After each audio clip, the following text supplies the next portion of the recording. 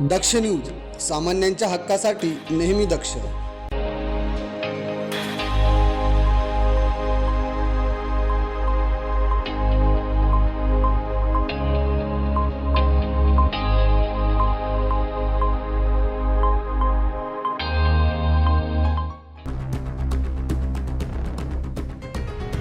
नाशिकमध्ये पर्यावरण वाचवण्यासाठी संत समाजही रस्त्यावर उतरला आहे.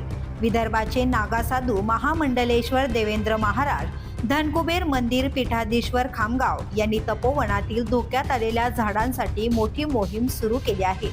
सिंहस्थ कुंभमेळ्याच्या तयारीत तपोवनातील साधुग्रामसाठी प्रशासनाकडून तब्बल 1800 झाडे तोडण्याची योजना आखली जाते. या निर्णयाविरोधात पर्यावरण प्रेमींनी तीव्र आंदोलन छेडले आणि आता या लढ्यात संत समाजही अग्रभागी उतरला आहे.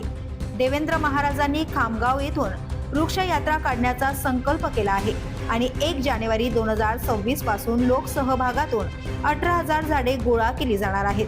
ही झाडे 14 जानेवारीला नाशिकच्या पंचवटीतील तपोवनात आणली जातील आणि नागरिकांना पर्यावरण संवर्धनासाठी एक भक्कम संदेश दिला जाईल.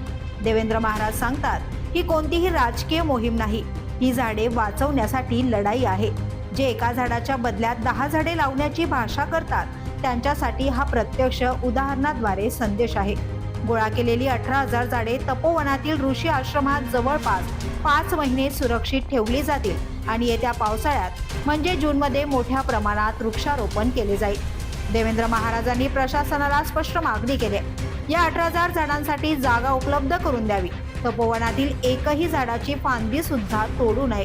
तसेच नागरिकांना या उपक्रमात मोठ्या संख्येने सहभागी व्हावे अशी त्यांची भावनिक विनंती आहे. वृक्ष वाचवा, निसर्ग वाचवा, तपोवन जपूया, पर्यावरण वाचवूया असा त्यांनी संदेश दिलाय. जय जय कुबेर. आज नाशिक येथे तपोवन भूमीमध्ये शासनाने जे 1800 झाडं तोडण्याचा निर्णय घेतला, त्या निर्णयाचा आम्हाला विरोध करायचा आहे. पण विरोध असा करायचा आहे की जो सर्वसामान्यांना त्याचं ते मत पटायला पाहिजे. शासन जर 1800 झाडं कापत आहे तर आम्ही त्याच्या विरोधात 1800 झाडं लावण्याचे इच्छुक आहे. 18,000 झाडं आम्ही तिथे लावायची आम्ही इच्छा करतो.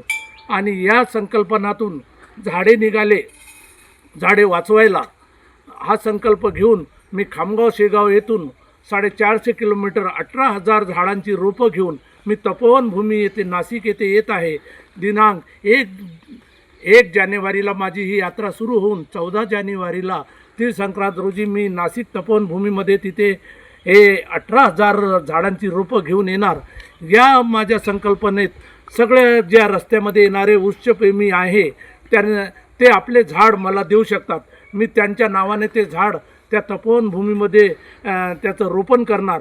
प्रत्येक माणसाच्या घरातून एक झाड झालं. मला 18,000 लोकांची अशी सांगड करायची आहे जे तपोवनचे प्रेमी आहे, तपोवनच्या झाडावर प्रेम करणारे आहे आणि तिथे एक चांगली आणखी नवीन झाडाचं वन निर्माण झाल्या पाहिजे.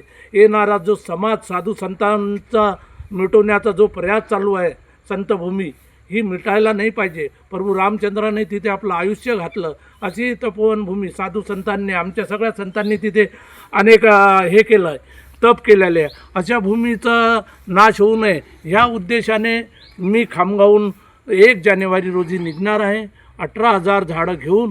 यासाठी मला सगळ्या वृक्षप्रेमींनी मला मदत करावी आणि मला त्यांनी आपल्याकडून झाले तेवढे झाडं मला ते द्यावे, जेणेकरून माझे हे संकल्प पूर्ण करण्यासाठी मला सगळ्यांचं सहकार्य लाभेल. धन्यवाद. जय जय कुबेर. प्रवीण सुरुडे, दक्ष न्यूज, नाशिक.